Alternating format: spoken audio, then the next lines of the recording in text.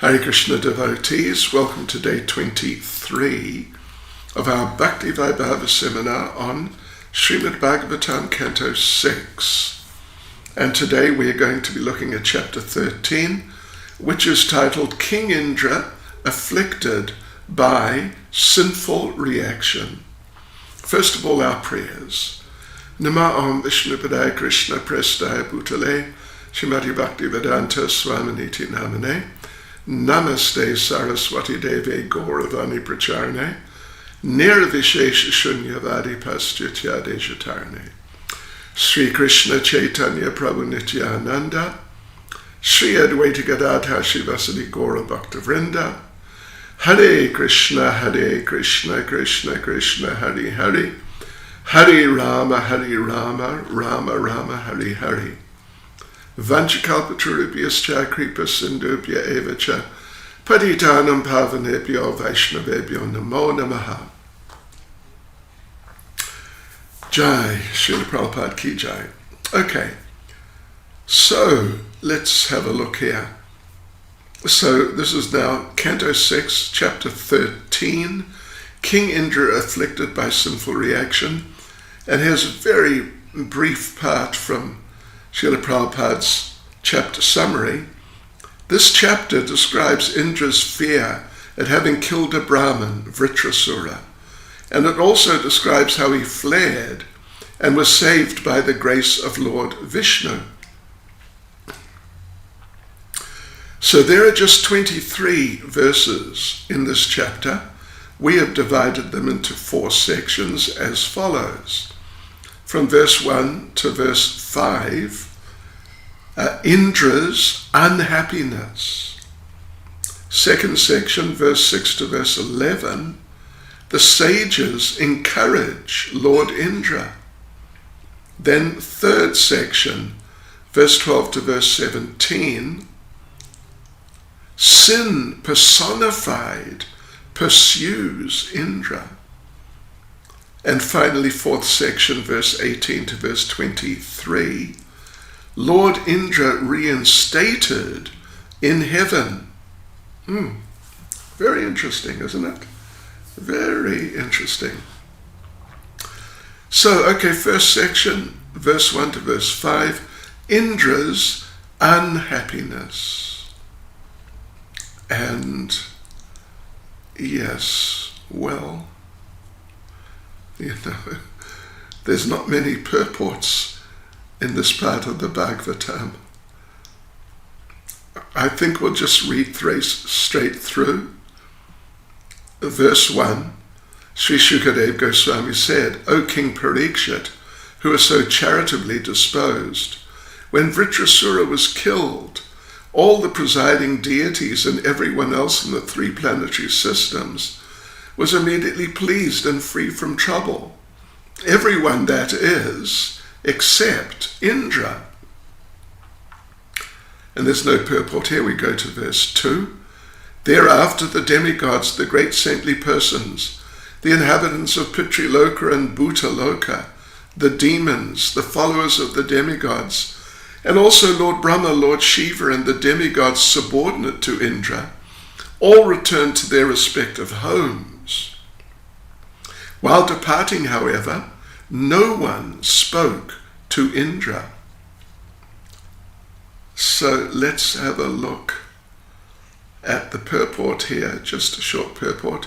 Srila Vishnu Chakravarti Thakur comments, Lord Brahma, Lord Shiva, and the other demigods returned to their respective abodes, but Indra did not, for he was disturbed at having killed Vritrasura, who was actually a Brahmin. After killing Vritrasura, Indra went to the Manasa Sarovar lake to become free from sinful reactions. When he left the lake, he performed an Ashvamedha yajna and then returned to his own abode.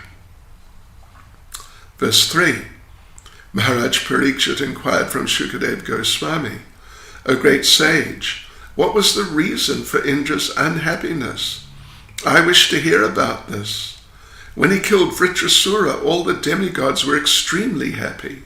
Why then was Indra himself unhappy? So there's a purport here. First paragraph, this is an intelligent question. When demons are killed, the demigods are happy, and in this case they were happy. But here also the demon was killed, apparently, and the demigods were happy, but not Indra. Why? So Prabhupada says, it may be suggested that Indra was unhappy because he knew he had killed a great devotee and Brahmin. Vritrasura looked like a demon, but was a devotee inwardly, and so was a Brahmin. I mean, the family was Brahminical. Vishvarup was his brother. Second paragraph. Here, it's indicated that a person who is not a demon, like Prahlad or Bali Maharaj, they may outwardly appear to be demons, or they may have been born in a demon's family. So the thing is, one should not be considered a demigod or a demon simply by birth. Yes, so, and Vritrasura, by his dealings with Indra in the battle, Vritrasura proved he was a devotee. And then, at the end of the fight, he went back to Godhead. Everyone saw that. And Indra knew this. Therefore, Indra was morose. So, in the third paragraph, Prabhupada addresses, a well-known point. Vaishnav or Brahmin, Brahmin or Vaishnav. A Vaishnav is already a Brahmin, although a Brahmin may not be a Vaishnav. It's possible. And Prabhupada refers to Padma Purana famous verse. Satkarma nipuno vipro, mantra tantra visharada, a Vaishnavo guru nasyad, Vaishnava swapacho guru. One may be a Brahmin in terms of his culture and family, and may be expert in Vedic knowledge, mantra tantra visharada, but if he is not a Vaishnav, he cannot be a guru. So, an expert Brahmin may not be a Vaishnav, but a Vaishnav is already a Brahmin. Prabhupada concludes the purport by saying, a millionaire may very easily possess hundreds and thousands of dollars, but a person with hundreds and thousands of dollars is not necessarily a millionaire. Vritrasura was a perfect Vaishnav, and therefore he was also a Brahmin. Verse 4. Sri Shukadev Goswami answered, when all the great sages and demigods were disturbed by the extraordinary power of Vritrasura, they had assembled to ask Indra to kill him. Indra, however, being afraid of killing a Brahmin, declined their request.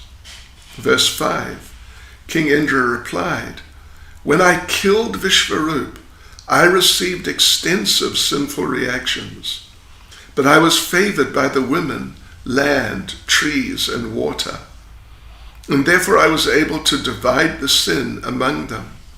But now, if I kill Vritrasura, another Brahmin, how shall I free myself from the sinful reactions?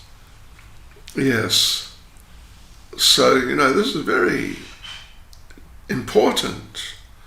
When he killed Vishvarup, he got big sinful reactions, but he was able to distribute them amongst these four women, the land, trees, and water. Now you want me to kill another Brahmin, and I'm going to get more sinful reactions. What am I meant to do about them? So the second section is from verse 6 to verse 11. The sages encourage Lord Indra.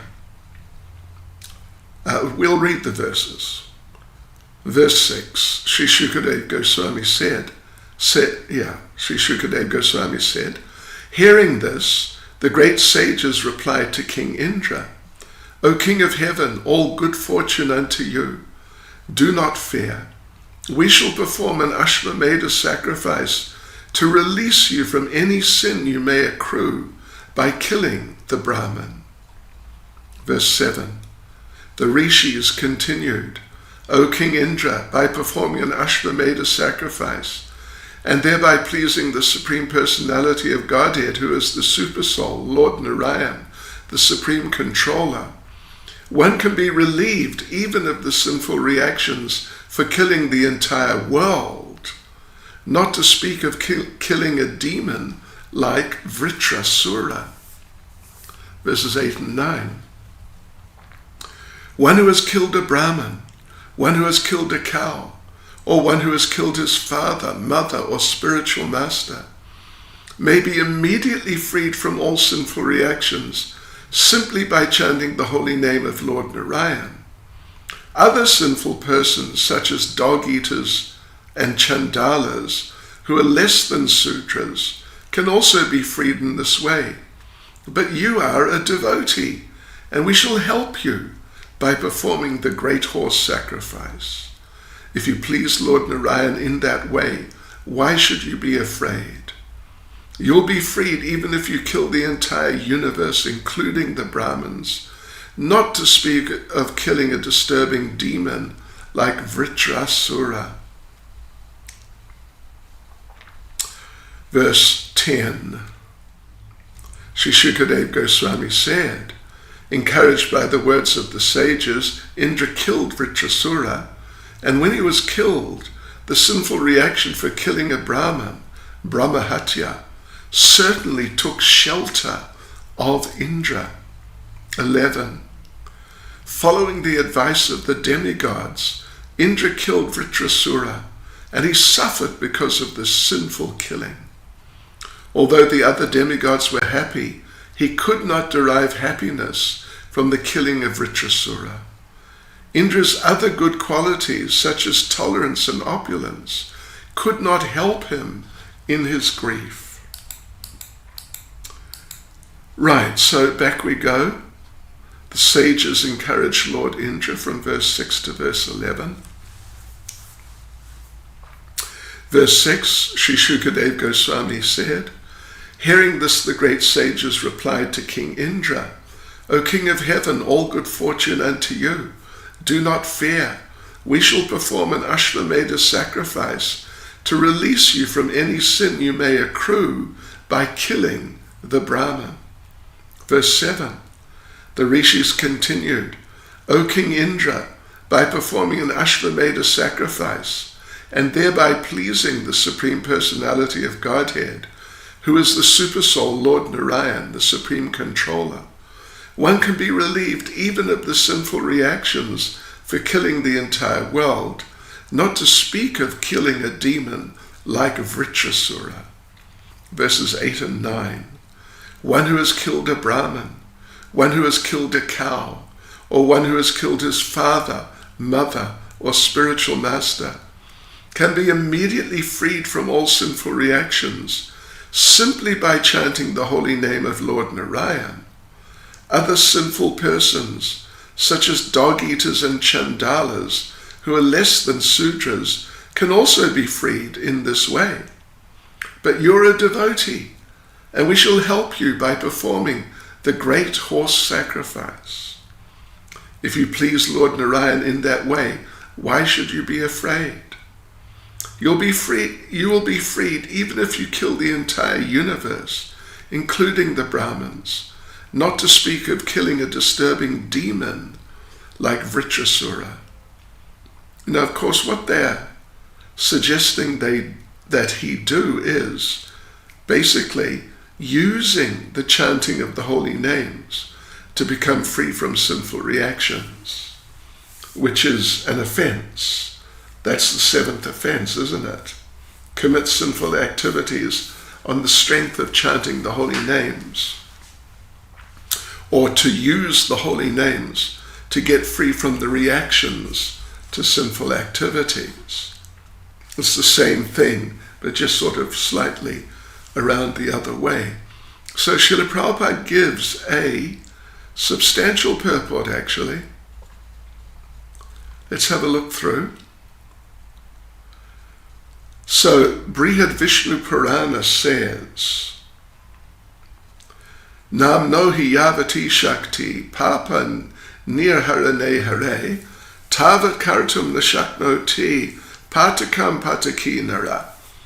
Simply by chanting one holy name of Hari, a sinful man can counteract the reactions to more sins than he is able to commit. Also, Jagadananda Pandit says in Prema Vivarta, Eka Krishna Name Papira Yata Papak Shaya Bahu Janme Se Pape Karite Naraya. This means that by once chanting the holy name of the Lord, one can be freed from the reactions of more sins than he can even imagine performing. So what can be said of those who chant regularly or worship the deity regularly? For them, freedom from reactions is assured, of course. But that doesn't mean that you can intentionally commit sinful actions and then think you're free because you're chanting. This is the greatest offense. Nam no balad yasya hi papa buddhi. Such a person is most condemned. And that's what they're saying. That, the chanting of the holy names frees you from so much sinful reaction. So go ahead and kill him and chant the holy names. That's exactly the seventh offense. Exactly the seventh offense. Yeah. And as Prabhupada says, such a person who commits that seventh offense, such a person is most condemned. Second paragraph. So, these verses, Prabhupada says, these verses name the performers of various sinful deeds. So in Manu Samhita, the following information is given. A son begotten by a Brahmin father and born from the womb of a Sudra mother is called a Parashava or Nishada, a hunter accustomed to stealing. A son begotten by a Nishada in the womb of a Sudra woman is called a Pukasa. A child begotten by a Kshatriya in the womb of the daughter of a Sudra is called an Ugra. A child begotten by a Sudra in the womb of the daughter of a Kshatriya is called a Kshata. A child begotten by a Kshatriya in the womb of a lower class woman is called a Shwada, or dog eater. So Prabhupada points out these are all considered very sinful. But the holy name is so strong, it can purify all of them. Yes, chanting Hare Krishna. Third paragraph. The Hare Krishna movement offers everyone a chance to become purified, regardless of birth or family.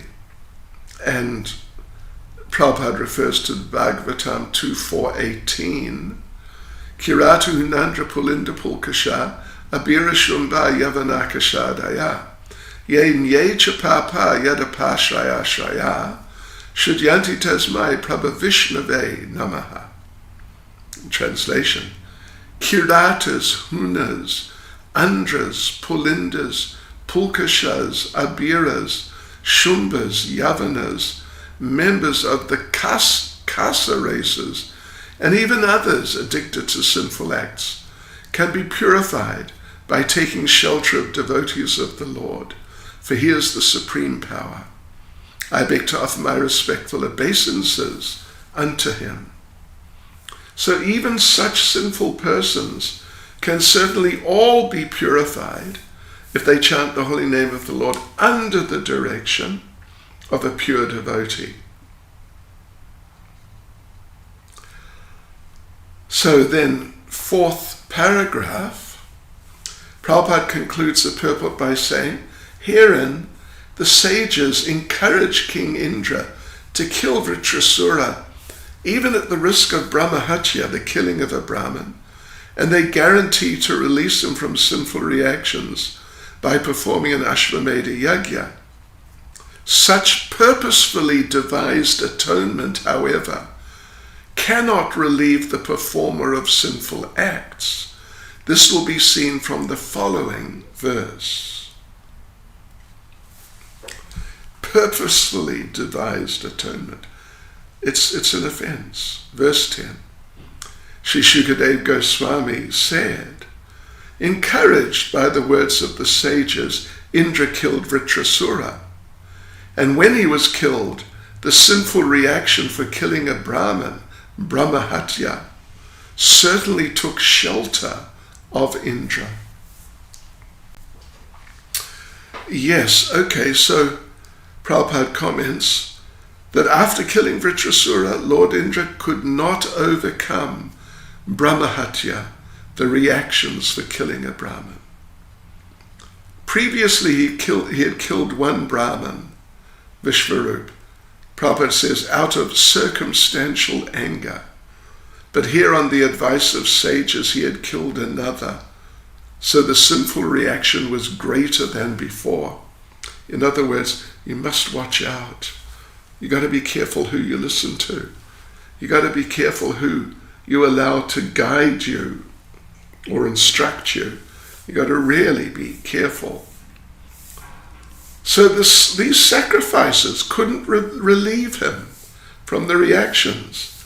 He had to undergo severe reactions. Yeah. And then when he was free, the idea was, when he was free from all the suffering, the Brahmins would allow him to do a horse sacrifice.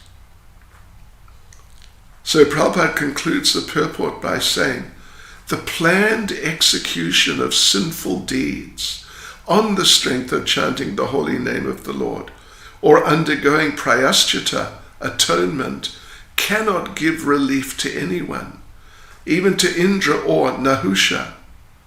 Nahusha was officiating for Indra, while Indra, absent from heaven, was going here and there to gain release from his sinful reactions.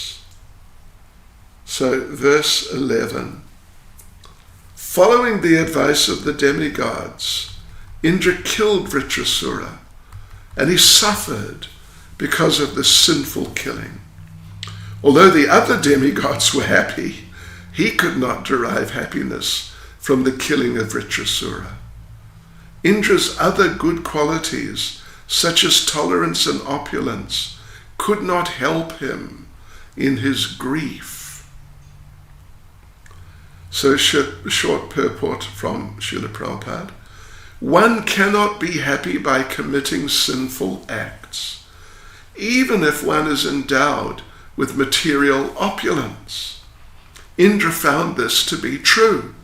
People began to blaspheme him, saying, this person has killed a Brahmin for the sake of enjoying heavenly material happiness. Therefore, in spite of being king of heaven and enjoying material opulence, Indra was always unhappy because of the accusations of the populace. Yeah.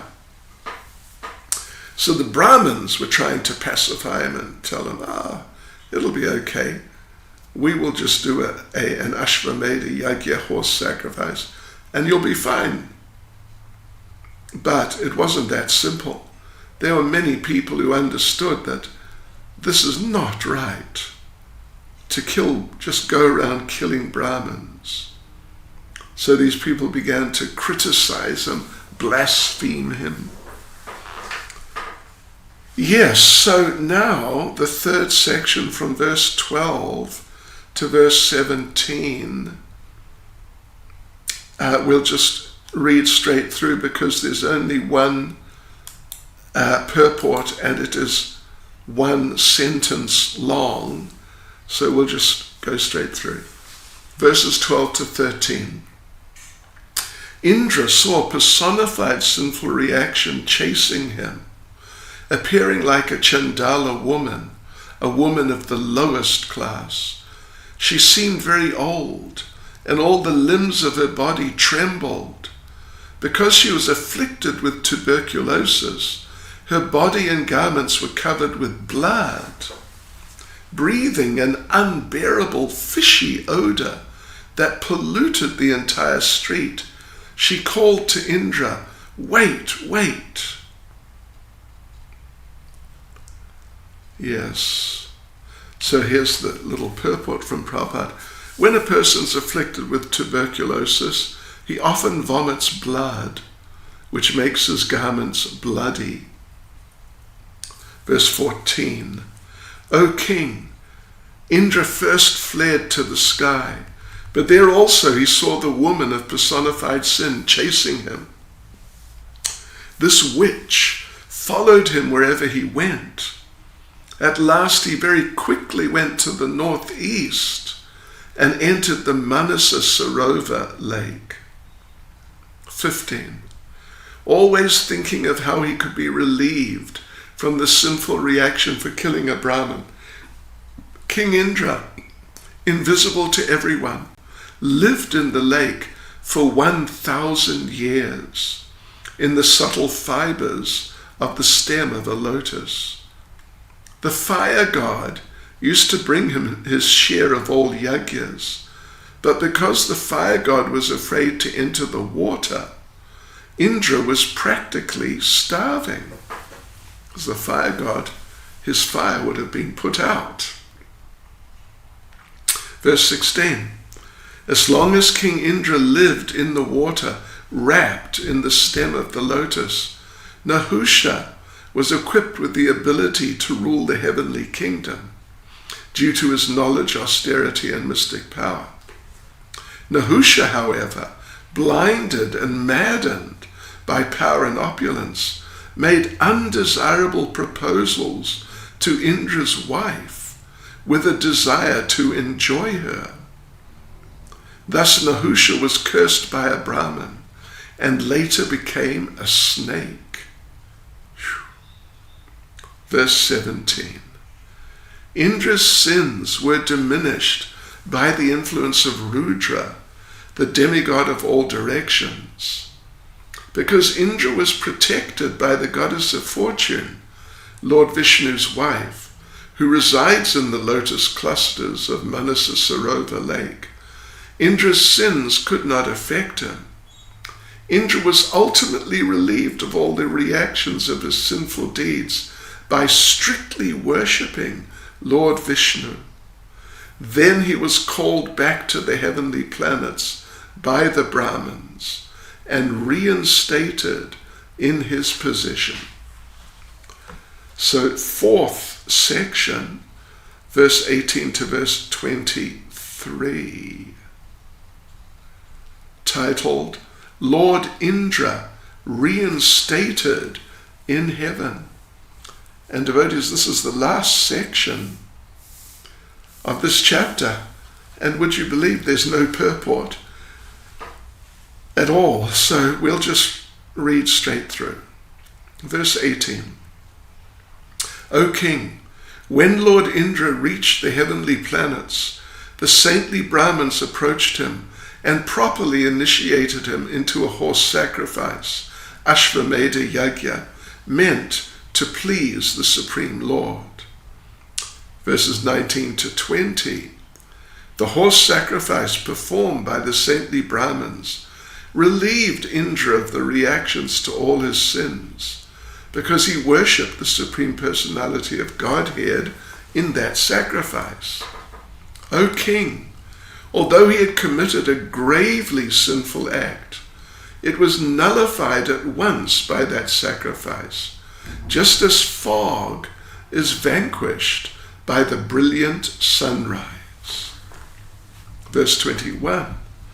King Indra was favored by Marichi and the other great sages. They performed the sacrifice just according to the rules and regulations, worshipping the Supreme Personality of Godhead, the Supersoul, the original person.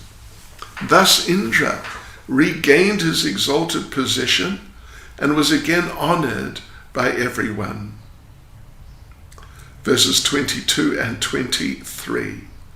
In this very great narrative, there is glorification of the Supreme Personality of Godhead, Narayan.